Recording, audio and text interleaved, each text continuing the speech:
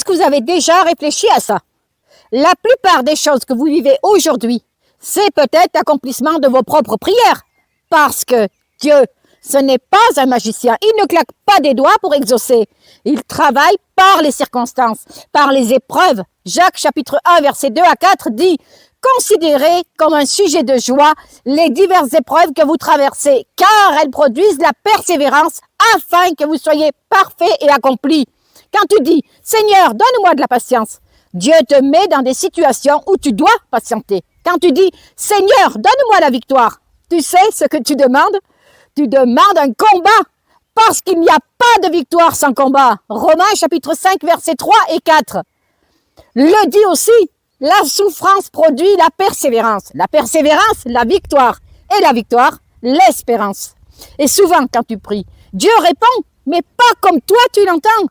Il forme ton caractère avant de te donner la bénédiction. Et tant que tu refuses de changer, il repousse ta propre prière.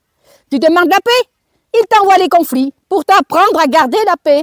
Tu demandes la foi, il te place dans le vide pour que tu dépendes de lui. Et toi, tu cries « Seigneur, pourquoi ça m'arrive ?» Mais en fait, c'est lui qui répond. Hébreux chapitre 12, verset 6 dit « Le Seigneur corrige celui qu'il aime. » Et si tu commençais à voir les choses autrement, et si tu reconnaissais que Dieu est déjà à l'œuvre dans ta vie, ce que toi tu appelles un problème, Dieu appelle ça une épreuve. Et une épreuve, ce n'est pas pour t'écraser, c'est pour t'élever. Mais aujourd'hui, soyons clairs, le temps presse, le monde s'écroule, les prophéties s'accomplissent. Et la plus grande question, c'est, seras-tu prêt quand Jésus reviendra? Après l'enlèvement, le Seigneur devait revenir pour exprimer des vérités, pour purifier, transformer son peuple et préparer ceux qui veulent vraiment être enlevés avant les catastrophes finales. Mais ça, tu ne peux pas le comprendre seul en scrollant une vidéo. C'est pour ça que je t'invite à rejoindre notre petit groupe d'études sur WhatsApp.